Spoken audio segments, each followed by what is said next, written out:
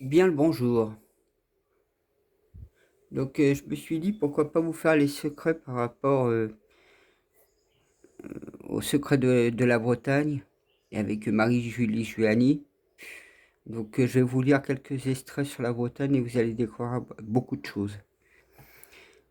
Ma chère, je préfère prendre mon petit bâton. Ma chère Bretagne, je vais commencer là-haut. Le ciel révéla à Marie-Juani 3 grands secrets concernant la Bretagne. Parole de la Vierge Marie-Julie. Ma chère Bretagne, j'ai pour toi dans mon cœur 3 beaux secrets qui sont au bord de mes lèvres. Je n'attends qu'une parole de la Sainte Trinité pour te confier dans leur puissance et leur douceur. Ils seront pour vous, enfants bretons, une véritable baume. Quand vous les aurez reçus, vos cœurs s'épanouiront de joie et vous ne craindrez plus rien. Ni les bruits, ni les assauts, ni les voix impides ne retentiront dans les contrées de la Bretagne bénie. L'archange Raphaël dit: Bretagne, à toi la verdure, à toi la vie, France, à toi la mort et les malédictions du ciel. Si tu ne lui donnes pas ton souffle, tu es maudit de Dieu. Tu peux dire: je suis morte avec mes enfants et engloutie dans l'abîme pour ne plus en sortir. Marie Jolie pose une question à l'archange. Cinq archanges, pourquoi reste-t-il une dernière feuille verte sur la branche morte qui est la France? Le 5 archange lui répond: parce que le Seigneur laisse encore un espoir à la France, celle qui a encore un reste de vie spirituelle. Tout le ciel s'occupe d'elle, pour les saints, tous les saints et toute la cour céleste prie pour elle. Mais plus on prie pour elle, elle semble maudire Dieu.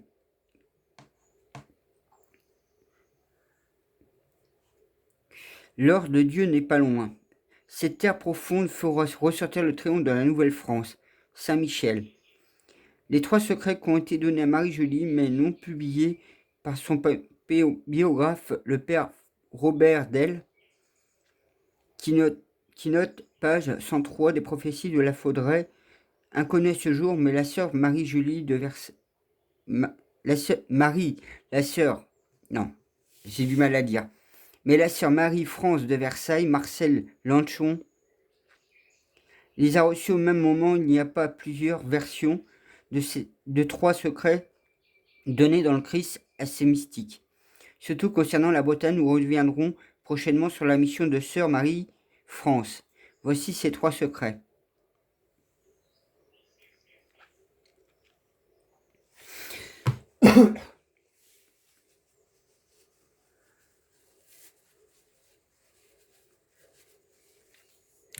La première divulgation. Excusez-moi. Avec la venue du Christ Rédempteur, il y a eu cette époque une scission chez les Hébreux. Les tribus qui suivent le Sauveur immigrent en Bretagne. Cette terre reçut en grand nombre les Hébreux qui acceptent notre Seigneur Jésus-Christ. Les Bretons descendants des Hébreux, de ceux qui ont cru ce peuple hébreu qui immigre, était issu de la lignée la plus lumineuse, donc sont issus Sainte-Anne et Saint-Joachim, en passant par les saints patriarches jusqu'au roi David. Le royaume de Bretagne porte le sceptre et la couronne. La Bretagne est l'âme de la France et c'est la nouvelle Israël. Alors c'est vrai que si vous regardez en Bretagne, il y a Sainte-Anne-d'Auray qui est pas mal connu au niveau lieu pèlerinage. Bon, il parle du roi David. Nous, en Bretagne, on a aussi un roi qui était assez présent au niveau de son nom. C'était le roi Salomon. Et vous voyez, on retrouve quelque part les choses qu'ils disent au niveau de la Jérusalem. Hein. C'est pour ça qu'à Capel, je vous ferai la visite d'une église un peu spéciale. Divulgation du second secret. La Bretagne à elle seule revient la légitimité, le droit d'aînesse, la primogéniture, le roi véritable qui sera offert à la France est un roi de Bretagne par une prédisposition de la divine providence. Ses ancêtres règnent sur la France et sur la Bretagne qui fut un royaume au temps jadis un duché. Il est l'aîné Saint Joseph, Sainte Anne, Saint Joachim. Il a la chair de leur chair. Il n'y a rien de plus grand et de plus excellent dans l'univers par excellent exalté, le royaume de Jésus-Christ, le roi de France et de Bretagne, la clé unique, la pierre angulaire, le joyau choisi par la très sainte Trinité et par mon cœur immaculé, pour rester le royaume du pays d'Ulysse. Votre roi est apparenté à la famille de Nazareth, et c'est comme cela qu'il faut le comprendre. Il est élu au milieu du peuple élu. Divulgation du troisième secret. L'Arche de l'Alliance est le siège de Dieu vivant. Elle fut transportée par ma lignée sainte sur la terre de Bretagne. L'histoire du peuple de Dieu, avec l'ancienne alliance et la bonne nouvelle de la rédemption, se perpétue. Elle constitue à la continuité de la race sainte. Cette race sera toujours victorieuse tant qu'elle demeure avec moi, par la grâce de Jésus. L'Arche de l'Alliance porte en elle la puissance du Père éternel, la puissance de sa parole, par les 10 commandements qu'il a édictés. Moi, fille de Sion, je désire que cette arche demeure dans le palais du roi, pour y vénérer par mon peuple en louant Dieu, pour avoir fait cette alliance avec le Fils des hommes, et la fidèle et sa promesse Marie, arche de la nouvelle alliance. Priez pour nous.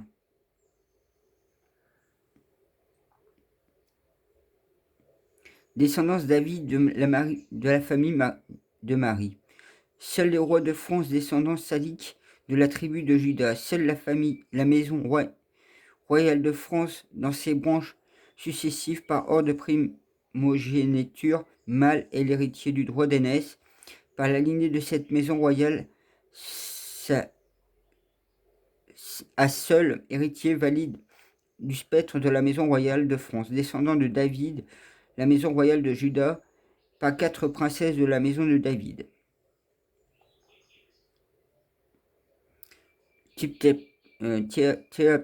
Téphi, qui épouse Héromone, Anna la coulisse germaine de la Sainte Vierge Marie, de la fille de Saint Joseph d'Arimathie, par son mariage avec Bénil et Noué.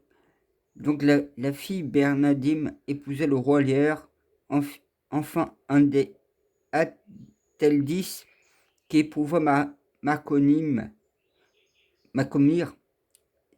4. La Bible annonçant que la maison de David sera transplantée en Occident. Elle a été en effet et apparent par droit d'aînesse salique dans la maison royale de France. Et Dieu a approuvé par les événements Les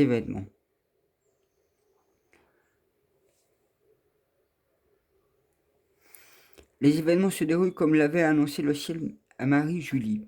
Une guerre civile semble se préparer, puis le risque d'invasion.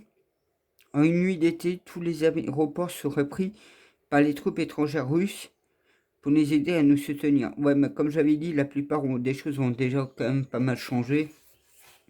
Mais ce qui n'en change rien, hein. Quand on dit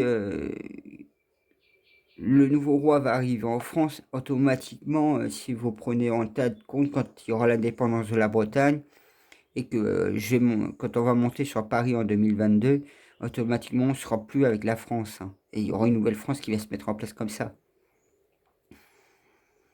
L'abbé Souffrant rapporte que le chef de l'Empire du Nord viendra soutenir le roi et le pape pour rétablir l'ordre en Europe de l'Ouest voué à la guerre civile. Le roi sera alors en Bretagne, région mise à part, préservée, et son règne commencerait sur cette partie de France selon les révélations de Marie-Julie de Compassion, du roi jusqu'au printemps 2020. Donc vous voyez, hein,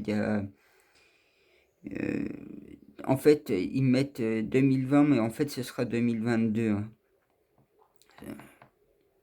Époque des 3 jours de ténèbres et du jugement, les 3 quarts de l'humanité, enfin la croix glorieuse clôturera les 3 jours de ténèbres.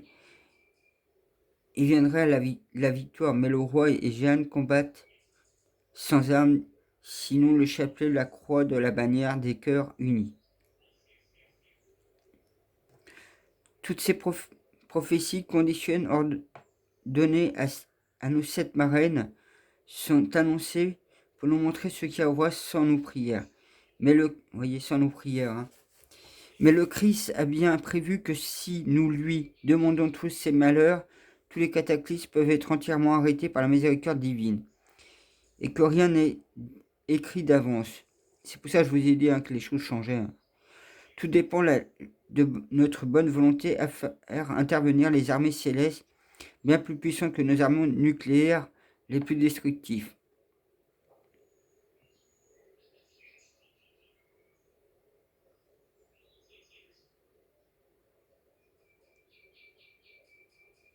Vous voyez, je vous parlais de Sainte-Anne d'Auray.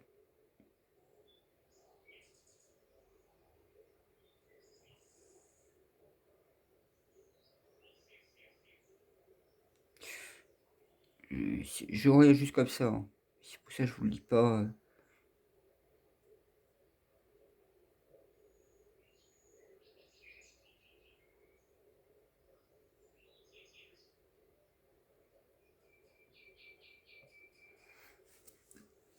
Bon, j'avais un autre truc à vous montrer. Je vais voir si... Donc voilà.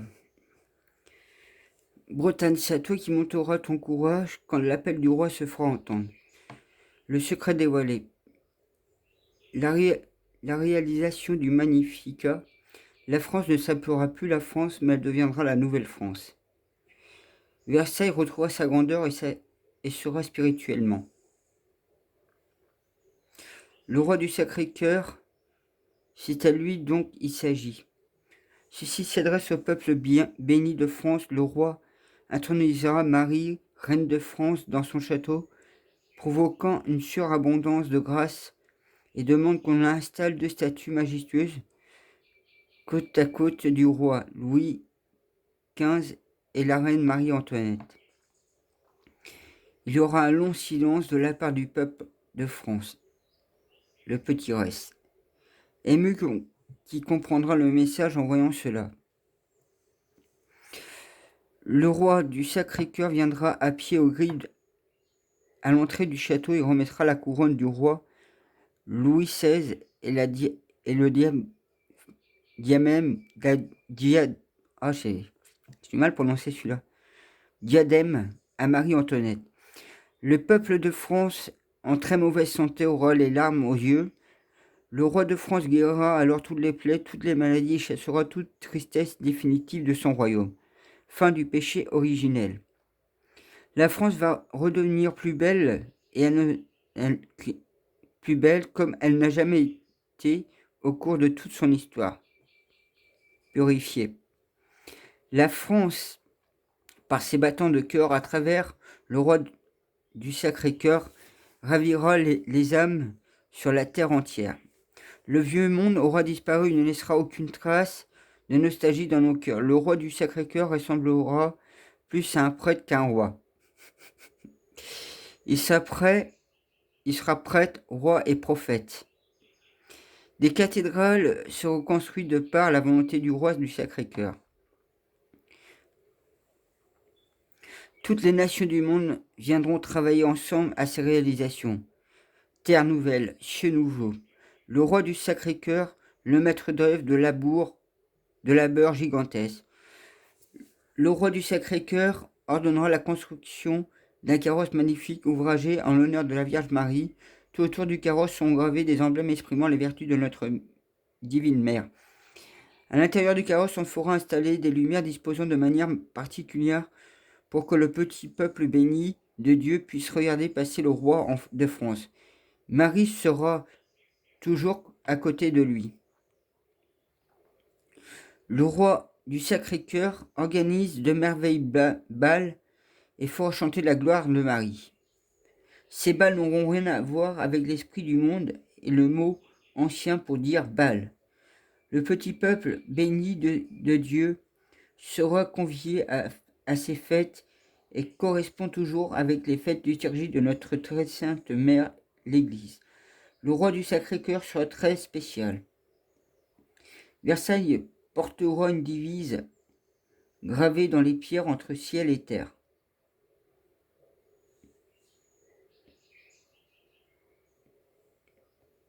Je vais voir ce qu'il y a là. Je n'ai pas ouvert cette page.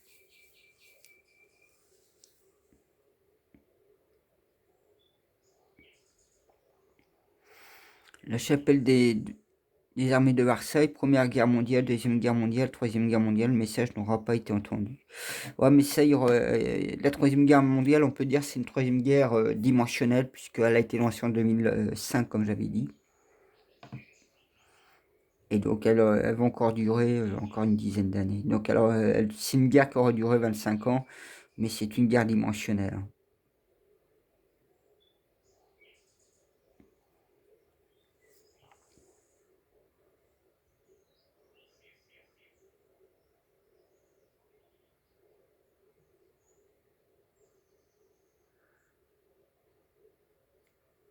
Je vais peut-être pas vous lire ce morceau-là.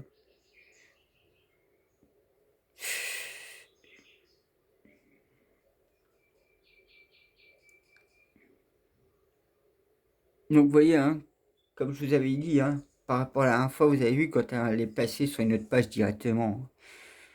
Comme quoi que là, vous avez vraiment la preuve, hein, de ce que je vous disais la dernière fois. Marie-France s'endort et Dieu.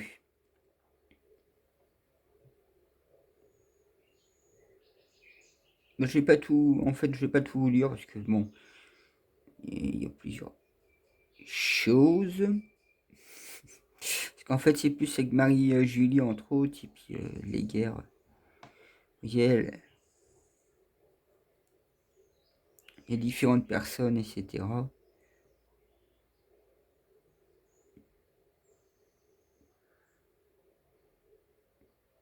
Donc ici, vous avez deux autres beaux secrets.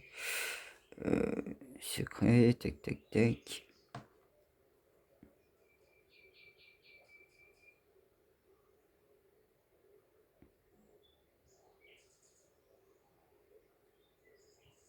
Hé Bon, vous avez pas aimé que je vienne vous afficher, c'est ça?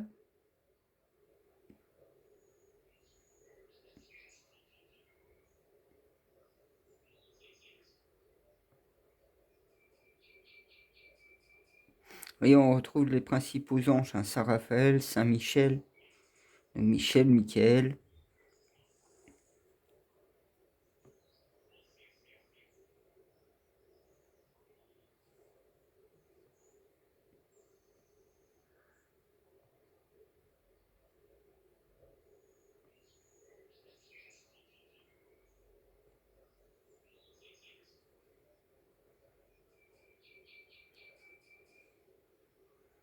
Vous voyez,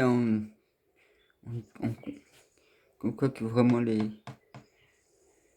Bretons sont quand même issus de lignée des Hébreux, hein. Et ça, c'est vrai qu'il y a beaucoup de fêtes comme ça en Bretagne, hein.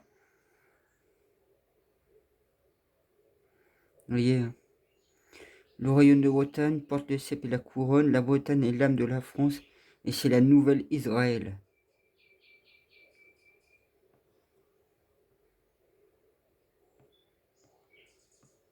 Donc j'avais un autre truc à vous montrer vite fait, pour le fun. Vous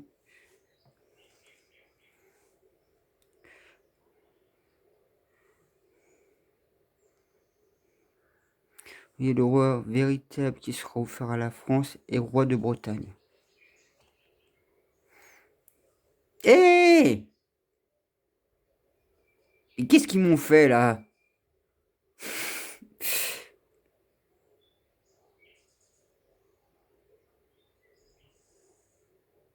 Bon, ils allaient encore refaire joujou, hein, comme vous voyez, hein.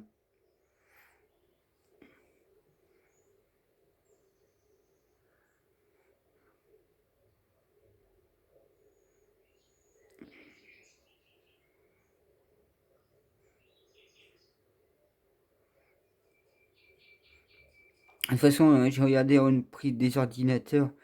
Et si tout se passe bien ce mois-ci, au mois de septembre, parce que en fait j'ai claqué 600 balles ce mois de août dans ma voiture. Le mois dernier j'avais claqué 200 balles et moi 150 à donner au garage. Parce qu'en fait ma carte grise n'est pas... ouais, non pas carte grise, ma carte... mon contrôle technique n'est pas à jour depuis mai. Mais comme je fais des travaux sur ma voiture, puis elle ne sera pas passée, puis bon, je vais la essayer de la vendre.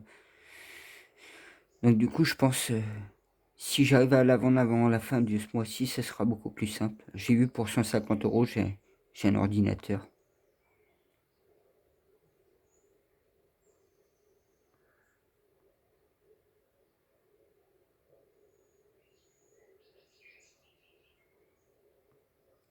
Ben, je vais vous montrer un dernier truc vite fait, juste pour le fun. Donc voilà, je voulais vous montrer ça.